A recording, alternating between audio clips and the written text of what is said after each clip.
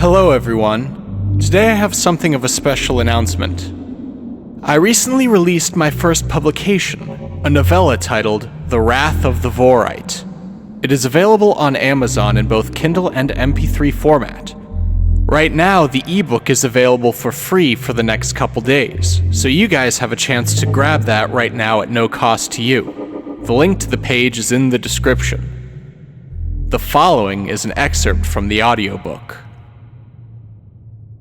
The evening was upon him as he reached his destination.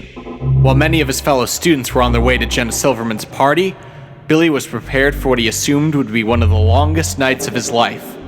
It didn't matter what he had to face. Billy had a dare to fulfill, and he had no intention of letting Boomer have the satisfaction of winning. By the time Billy reached the Windsor estate, the sun had almost finished setting. He could barely make out Boomer's visage off in the distance, standing near the estate's driveway. "All right," said Boomer. "I was beginning to worry there for a second you wouldn't show. Let's lay down some ground rules, shall we?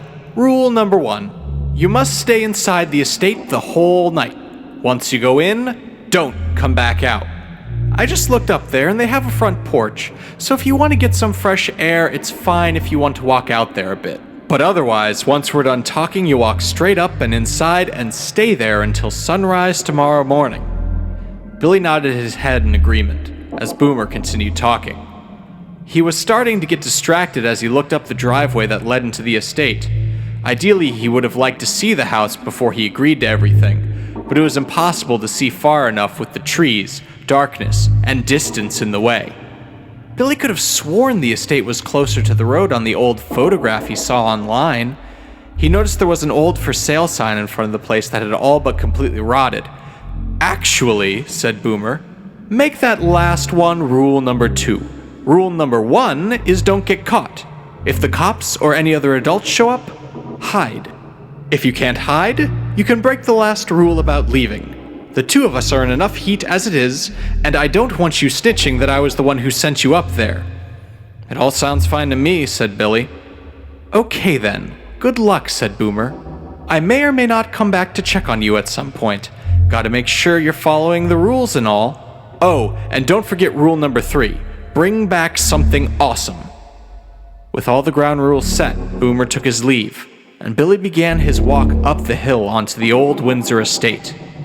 He had to climb over the stone wall that surrounded the edge of the property, since the iron gate barring the driveway had long since rusted shut. Billy didn't want to wander too far off and lose himself on the property, so once he was on the other side, he immediately made his way back to the driveway. Someone must have repaved it last summer, because the asphalt was dark black and smooth, without any cracks or potholes. But why anyone would see fit to do so remained a complete mystery to Billy. Something about the appearance of the surrounding woods also seemed unsound. The trees and branches alongside the pavement had grown well into the path further along the hill. Billy knew he didn't like when people moved in too close to him, but he certainly didn't suffer from any form of claustrophobia. And yet the closeness of the branches was oddly unsettling. The trip up the hill began to feel like it was taking hours.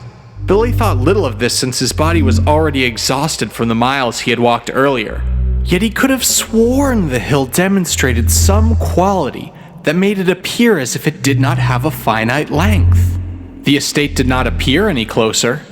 It had yet to even come into view. It also seemed as if a boundless amount of time had passed since he finished talking to Boomer back at the estate's entrance. Every step Billy took forward blended in with the last. Were the jagged branched trees in front of him now just carbon copies of the ones he had seen just several minutes earlier? It was impossible to tell.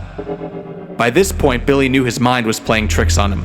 Surely he was just exhausted. All this walking must have compromised his lucidity. But the faces formed from knots and dead branches in the trees were beginning to appear more and more lifelike.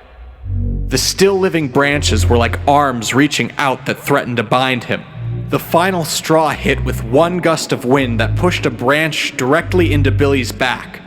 He began to run as fast as he possibly could, all while knowing, trusting, and hoping that the Windsor estate had to be not much further ahead in the distance. In spite of his forward momentum, The scenery around him changed little. His breath quickly drew short, and so did his faith that he would ever see the manor's entrance. With one final burst of speed, Billy pushed forward until he began to collapse towards the asphalt.